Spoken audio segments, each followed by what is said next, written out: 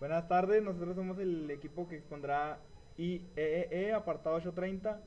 Los integrantes somos Óscar Morales Martínez, Mauricio Moriel Hija, Alonso Aguilera Guerrero, Juan Carlos Lugo y Yair García.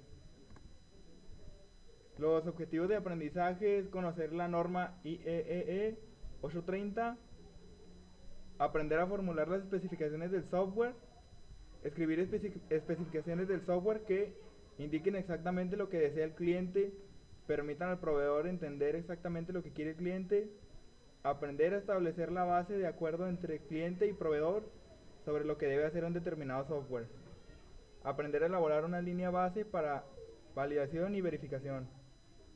Definiciones.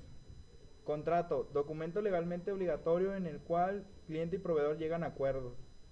Incluye requisitos técnicos, requerimientos de la organización, costo y tiempo para un producto. También puede contener la información informal pero útil como los compromisos o expectativas de las partes involucradas. Cliente, persona que paga por el producto. Normalmente, pero no necesariamente, definen los requisitos. En la práctica, el cliente y el proveedor pueden ser miembros de la misma organización. Proveedor, persona que produce un producto para un cliente. Usuario, persona que opera o actúa recientemente directamente con el producto. El usuario y el cliente a menudo no son la misma persona. Consideraciones para una buena ERS. ERS es especificaciones de requisitos de software. Las consideraciones son la naturaleza de ERS, ambiente de la ERS, características de una buena ERS, preparación conjunta de la ERS, evolución de la ERS, prototipos, diseño de la ERS, requisitos del proyecto en la ERS. A continuación vamos a mostrar la naturaleza de la ERS. Las SRS son especificaciones para un producto particular de software, programa o juego de programas que realizan ciertas funciones en un ambiente específico. Las ERS pueden escribirse por uno o más representantes del proveedor, uno o más representantes del cliente o por ambos, cliente y proveedor. Aspectos básicos que se deben tener en cuenta.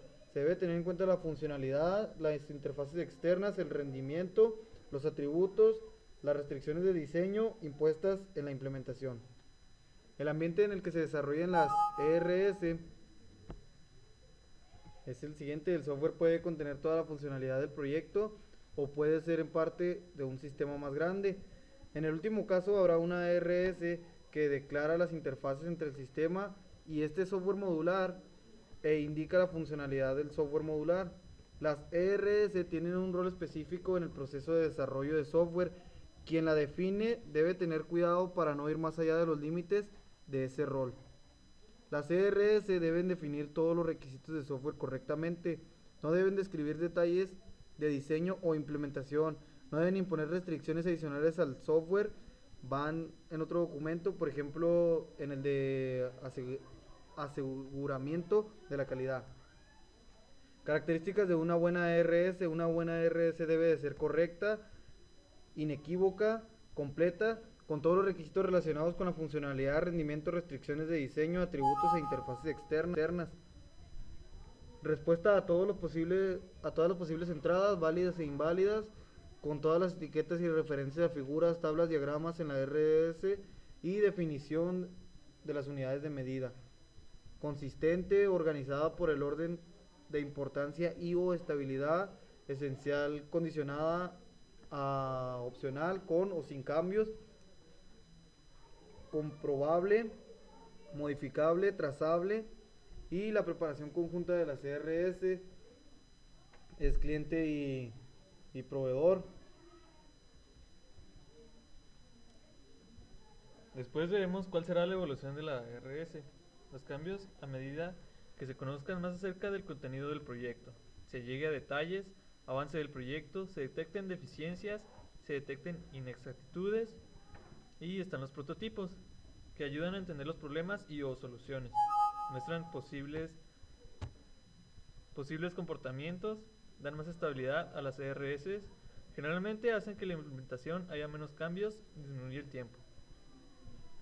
El diseño de las ERS. Una ERS debe especificar qué funciones serán realizadas, con qué datos, para producir qué resultados, en qué situación, para quién.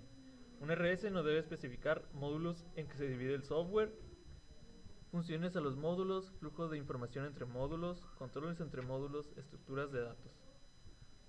Diseño en la ERS. Necesidad de especificar condiciones de diseño en la ERS para casos especiales con el fin de imponer restricciones de diseño por seguridad, confiabilidad, necesidad de funciones en módulos separados, restricciones de comunicaciones entre áreas del programa, garantía de integridad en variables críticas, disponibilidad física, disponibilidad de programas, aplicativos, utilitarios, cumplimiento de estándares. Requisitos del proyecto en la RS. La RS debe estar dirigida al producto del software, no al proceso de producir el software. Algunos requisitos del proyecto acordados entre el cliente y el proveedor se incluyen en la RS. Costos, tiempos de entrega, procedimientos para reportes, métodos para el desarrollo de software, aseguramiento de calidad, criterios para validación y verificación, procedimientos para aceptación. Partes de una ERS. Tabla de contenido. Número 1, introducción. 1.1, propósito. 1.2, alcance. 1.3, definiciones, siglas y abreviaciones. 1.4, referencias. 1.5, descripción global de la ERS. 2.0, descripción global del producto. 2.1, perspectiva del producto. 2.2, funciones del producto. 2.3, características del usuario. 2.4, restricciones. 2.5, condiciones y dependencias. 2.6, repartir proporcionalmente los requisitos.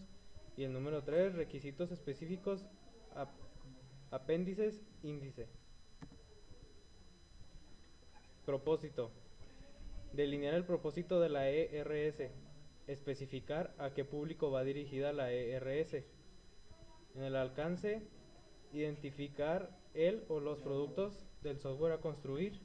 Explicar qué hace y qué no hace el o los productos del software. Describir el software especificando beneficios, objetivos y metas. Ser consistentes en otras especificaciones de nivel superiores.